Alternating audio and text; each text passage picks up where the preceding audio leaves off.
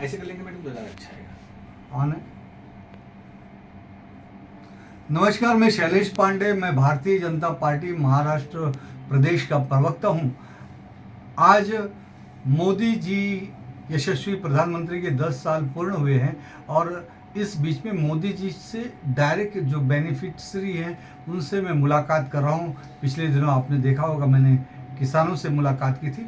आज मैं एक डॉक्टर्स जी से मुलाकात करने आया हूं जो डॉक्टर प्रोफेशन के हैं, जिन्हें हम जनता कहती है कि भगवान के बाद कोई है दूसरा इस धरती पर भगवान, तो वो डॉक्टर होते हैं। और ऐसे ही एक डॉक्टर मीरा भाईंदर शहर के नामचीन डॉक्टर और मेडिकल एसोसिएशन के मीरा भाईंदर डिस्ट्रिक्ट के वो प्रेसिडेंट भी हैं, डॉक्टर विवेक द्विवेदी।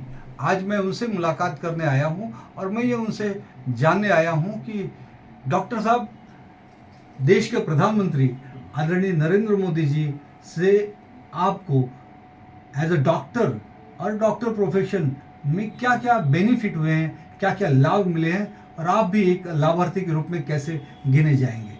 जी देखिए, मैं डॉक्टर विवेक द्विवेदी, मैं ऑर्थोपेडिक सर्जन हूं और मीरा भाईंदर जो कि एक मुंबई के बाहर का एक सबर्ब है, वहाँ पे मैं प्रैक्टिस करता हूं। पिछले 24-25 साल से सर्विस कर रहा हूं। इसके पहले मैं गवर्नमेंट में भी था, different government, central government, state government, कई जगह पे होके आया हूँ। तो एक डॉक्टर भी हूँ और एक नागरिक भी हूँ, भारत का नागरिक हूँ। तो मैं दोनों हैसियत से बोलूँगा। एक डॉक्टर के नाते पहले बताता हूँ मैं आपको। डॉक्टर के नाते मैं आपको इतना बोल सकता हूँ कि पिछले 10 सालों में जो परिवर्तन हुआ है, काफ़ी कुछ परिवर्तन हुआ है, जिसको बोलते हैं काफ़ी क्वालिटेटिव क्वांटिटेटिव दोनों परिवर्तन हुआ है। लोगों को जो जैसे इम्प्लांट है, हमारा ऑर्थोपेडिक सर्जन हो तो इम्प्लांट हम लोग यूज़ करते हैं। जो इम्प्लांट पहले 100 रुपये का आता था, उसको गवर्नमेंट ने कंट्रोल करके अभी 50 रुपये में उपलब्ध है। सामान्य जनता को उससे बहुत लाभ हुआ है और हम अच्छा उनको सर्विस दे पा रहे हैं। दवाइयों की बात करते हैं। दवाइयाँ, हम लोग जो दवाइयाँ लिखते हैं, दोनों प्रकार की दवाइयाँ आज उपलब्ध हैं। आज ऐसी दवाइयाँ आ गई हैं जो जेनरिक मेडिकल स्टोर हैं। बहुत सारी ऐसी है जो शायद प्रधानमंत्री जी ने ऐसा सुविधाएं इकट्ठा कराया है कि जहाँ पर जाकर लोग सस्ते में दवाइयाँ, वही दवाई सस्ते में मिल रही है उनको, लोगों को। लोग वहाँ से अपनी सुविधाएं ले रहे हैं। आयुष्मान भारत आया हुआ है और भी बहुत सारी सुविधाएं हैं जो गवर्नमेंट ने सस्ते में लोगों को हेल्थ सर्विसेज मुहैया कराने का पूरा कोशिश किया। उसकी वजह से हम लोग अच्छी सर्विस लोगों को दे पा रहे हैं। लोगों की परचेजिंग कैपेसिटी बढ़ी है। लोगों का चूँकि इकोनॉमी अच्छी तरीके से ग्रो कर रही है, तो लोगों की जो परचेजिंग कैपेसिटी बढ़ती है तो पूरा समाज उससे फ़ायदा उठाता है, क्योंकि लोगों की क्रय शक्ति बढ़ जाती है जी। क्रय शक्ति बढ़ती है तो हेल्थ पे भी खर्चा कर सकता है, अपने कपड़े पे भी खर्चा कर सकता है, अपने घर पे भी खर्चा कर सकता है, हर जगह खर्चा कर सकता है। तो उससे भी बहुत फ़ायदा हुआ है। दूसरा चीज़, ये तो हुआ इलाज के संबंधित। दूसरा क्या होता है, लोगों का स्वास्थ्य के संबंधित बहुत फ़ायदे हुए हैं। कैसे?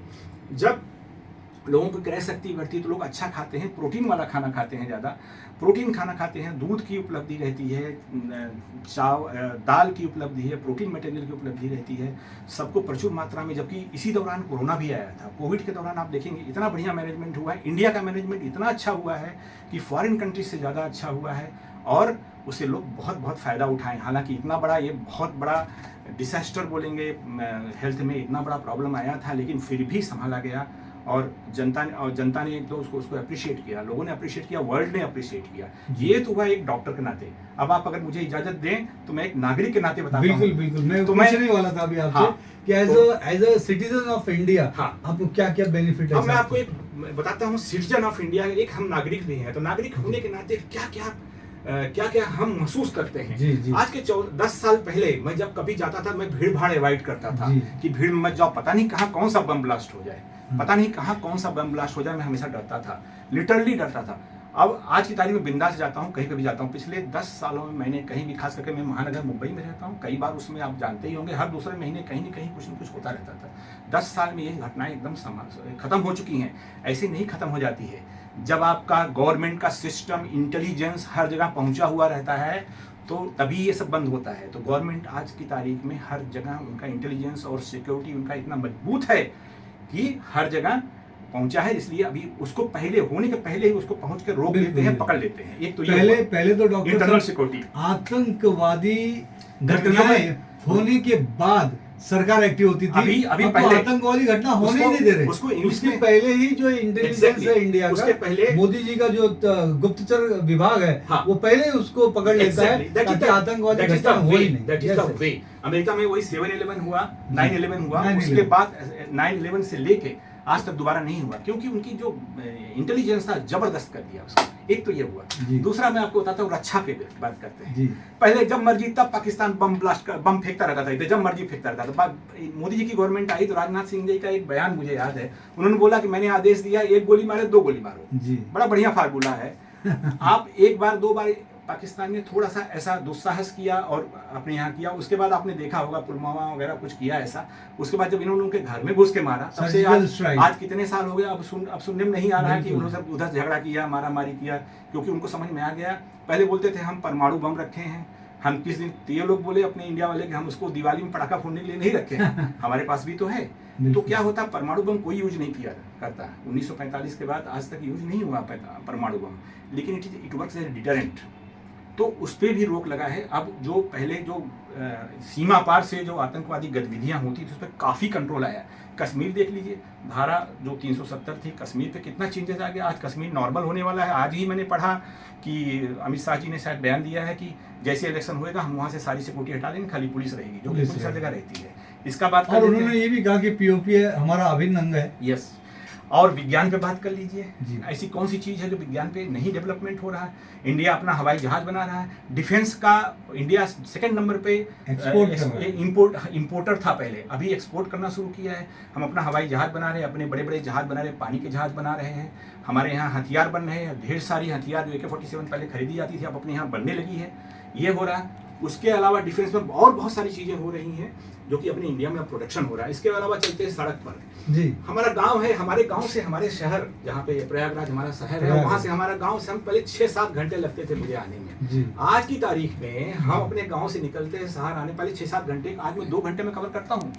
रोड इतनी अच्छी हो गई है आप पहचान नहीं पाएंगे। और यही नहीं, मैं केरला गया हुआ था, मेरा टैक्सी ड्राइवर बोलता है केरला में बीजेपी का प्रेजेंस उतना ज़्यादा उस समय नहीं था, कुछ साल पहले जी। आज को तो अच्छा हो गया है। तो ड्राइवर मुझे बोलता है गडकरी जी का नाम जानता था, बोलता है गडकरी जी को थैंक यू बोलेंगे, और उसको थोड़ी इंग्लिश आती थी थोड़ी बहुत, और हिंदी तो जानता ही है। तो बोला कि हम गडकरी जी को थैंक यू बोलेंगे कि हमारे यहाँ की रोड चौड़ी कर दिया, अच्छी कर दिया। केरला की बात कर रहा हूँ मैं, साउथ की बात कर रहा हूँ। नॉर्थ में तो लोग जानते हैं गडकरी जी की वजह से इतना बढ़िया होगा, वो भी मोदी जी की सरकार का ही ये अंग है। और ट्रेन का आप देख लीजिए, इतने सारे ट्रेन, इतनी अच्छी अच्छी ट्रेन चल गई। वंदे भारत भी है, उसके अलावा बहुत सारी ट्रेन, और इतना अच्छा कनेक्टिविटी कर दिया है, इतना अच्छा कर दिया है। मैं 2012 के बाद ट्रेन में चलना बंद कर दिया था, अभी कुछ सालों से चल रहा हूँ, मतलब कुछ 1-1.5 साल से कई बार चलना हुआ। इतना बढ़िया चेंजेस देखा, प्लेटफॉर्म देख रहा हूँ, ट्रेन देख रहा हूँ।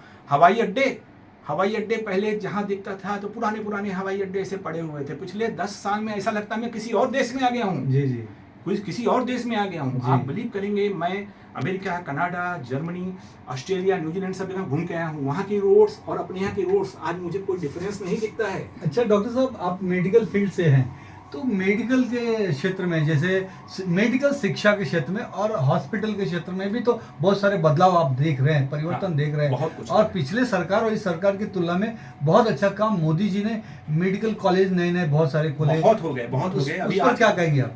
आज की तारीख में ऑलमोस्ट कुछ स्टेट्स में ऐसा है, जितने डिस्ट्रिक्ट हैं उतने मेडिकल कॉलेज हो गए हैं जी। तो पहले क्या होता था कि डॉक्टर लोग, अभी भी है, डॉक्टर लोग शहर में ज़्यादा कॉन्सेंट्रेटेड रहते हैं, गांव के लोगों को उतनी हेल्थ फैसिलिटीज़ नहीं मिल पाती थी जी। तो इस सरकार ने क्या किया कि डॉक्टर की उपलब्धता बढ़ा दिया।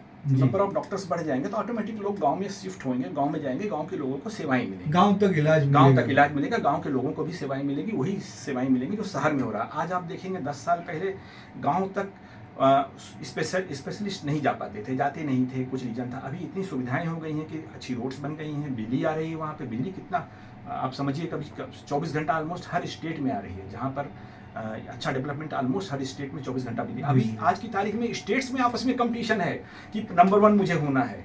कोई स्टेट बोलता है मुझे $1 ट्रिलियन की इकोनॉमी बनानी है एक सर्टेन टाइम तक। तो स्टेट में आपस में जो हेल्दी कंपटीशन होना भी चाहिए, ये हेल्दी कंपटीशन है। और बहुत सारी है, आप मुझे टाइम देंगे तो बोलते जाऊंगा। जी, चलिए डॉक्टर साहब, बहुत धन्यवाद, बहुत अच्छा लगा आपसे मुलाकात करके, आपसे इतनी सारी जानकारी लेकर।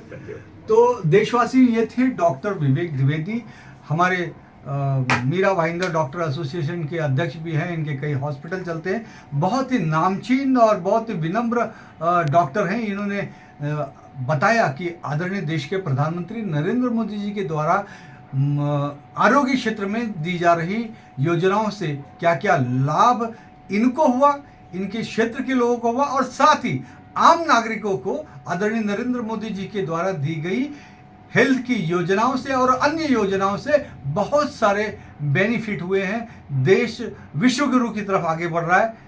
आज के इस मुलाकात में इतना ही। फिर से मैं एक नए किसी लाभार्थी से, किसी अन्य क्षेत्र के लाभार्थी से आपको मिलवाऊंगा। तब तक नमस्कार, जय हिंद, वंदे मातरम।